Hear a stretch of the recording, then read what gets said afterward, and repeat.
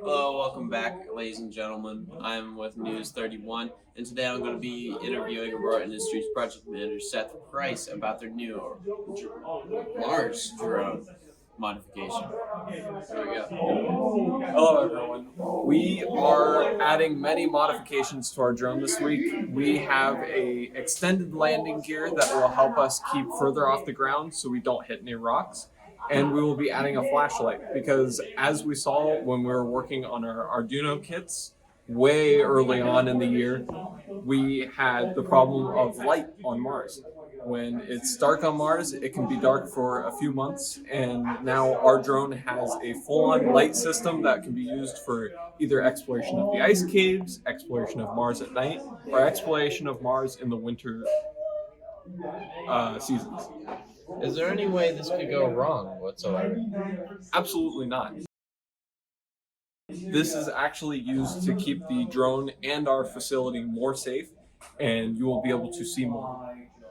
How are we going to see this drone used in the public? It can be used in many different ways. It will be used as a search and rescue drone. So whenever we get more law enforcement and military on Mars, it can be used in that aspect. It can also be used as just general lights. So if we need anything to be lit up, we can have the drone hovering above it.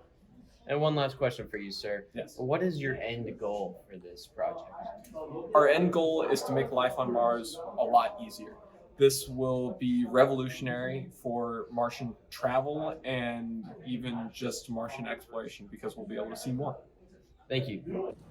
Hello, is this the Aurora Industries base of operation? Why, yes it is. Here is our engineers working really hard on our drone, attaching a cargo piece to it and a flashlight to work on Mars. Big things are coming here. What kind of flashlight is that? How is it gonna work? Well, this flashlight is just it's one of the normal flashlights the drone it's gonna activate, and it's gonna allow the drone to fly at night. So it's gonna help a lot of things, help rescue, help navigate, help everything. It's gonna be a big benefit for us to fly at night. Awesome, can't wait to see this thing in action. I wonder where this cave goes. No, Unexplored? It seems to be. What's this? We could have done Oh, shoot. Uh-oh. The flashlight's out. Guys, I'm scared. I can't do this. nervous. I'm gonna turn on the drone alarm. Hopefully it'll hear us. It's coming to save us.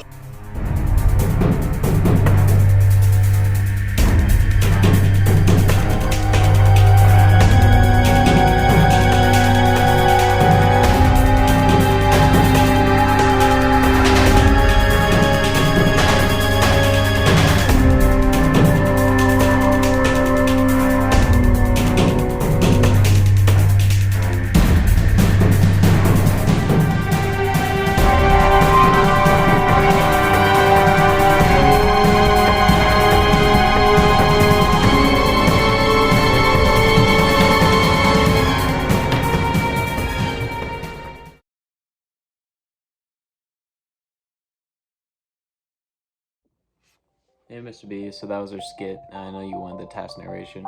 So here's that same video again above, but I'm going to explain the code. So it should be somewhere up here.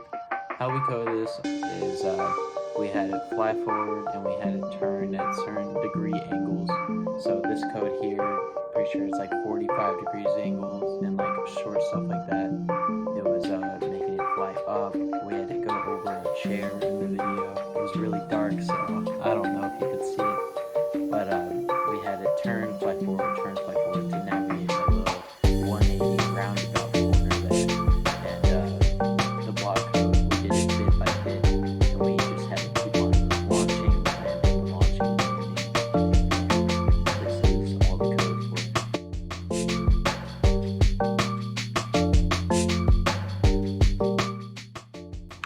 I'm Cole Hilton, and I'm the informational analyst of Aurora Industries. Now, our tower drone can carry at least 70 grams of weight under it, or anywhere you want. And our flashlight that we have on the drone fits under that weight limit. However, due to the installation problems of the flashlight, since the sensor's like directly on the bottom of the drone, we can't install it on the bottom in a central spot. So we had to install it on the side of the drone, and that creates some additional weight issues. Now, while the flashlight fits in the weight, fits under the weight category, it's going to be off balance. So we have the flashlight mounted on the left side of the drone, which means the left rotors are going to have to work harder to lift up that flashlight. This doesn't mean the drone can't fly though. As in the video in the code, it works, and also it just means the drone will be a bit slower and use more energy. Furthermore, the drone can fly all of its basic maneuvers: straight, up, down, left, right, rotate. It doesn't need to flip, because as we're navigating ice caves, flipping will be very dangerous and further endanger the personnel. Hello, you are one of the survivors from Aurora Industry from that cave, aren't you? Yes, thank God I got saved by the drone, but it had some issues that we encountered while it came to search and rescue us. One thing is the ambient lighting. There had to be an adequate amount of lighting, either from the flashlight or from cave lights or natural lights caused by the sun, or else the drone would lose navigation on the back sensors on the bottom and it would not navigate properly. Wow, that sounded pretty dangerous. Thankfully, Aurora Industries technology prevailed. I'm Willem. I'm the safety and security manager for Aurora Industries. So one of the main safety concerns of our drone is that the propellers can cause injury because of the dark spaces it's traveling in. So one of the things we did was attach a flashlight to it so it can navigate our caves better. And another thing that happens as the light decreases, the drone's ability to detect objects below and in front of it decreases. That can cause damage or injury to people or objects. Hello, I'm Justin Belargin, and I'm the lead coder and design team member for Aurora Industries. So our modification this week for our drone is going to be a little flashlight like this. Obviously this is not the one that we use, as this one clicks from the back, and it's a little bit heavier and bigger. But the one that we used, the way we turn it on is we just have to spin the front and it will turn on just like that. But on our actual drone, it is placed on the underside of it to the left, so that way it's easier for it to be balanced as it's more towards the center of gravity. And if we put it on the top, it would hit the top of the blades. And when you're taking this drone off, what you have to do, the operator would have to go up to the drone and twist the light on so it would activate. And obviously this would be a temporary thing, as this is a mock solution, as if we were to actually do this. We'd probably have something more like this, where it would open up as the drone would be larger, so that way it has a lot more light.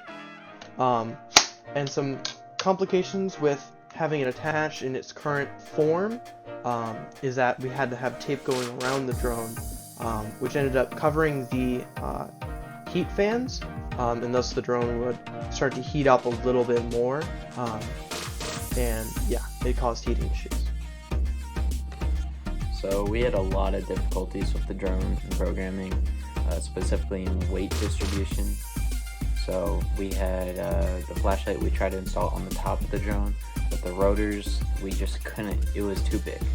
The rotors, when they spin, they would crash into the top of the flashlight, like they would spin and hit it like this. And we just couldn't get fit. We tried it on the bottom of the drone, but then it would cover the sensor not being able to fly, so we had to put it on the side. Then the weight distribution was off. It made the flight all shaky, and like it was bad. And then we had a lot of issues with the light as well, because we didn't anticipate the light having so much of an effect on the drone's performance. So there was tons of difficulties in that regard. We had 3D printing. We tried to print a structure for the drone, but the print failed 3 days in a row, and it was catastrophic. We were left with probably 40 minutes in total to do this project in class, and the rest we had to do at home. So those finding time to record at home, even like Thursday night, was a problem. But we prevailed in the end. We got it done, and with the power of a little editing here and there, we got the full video in.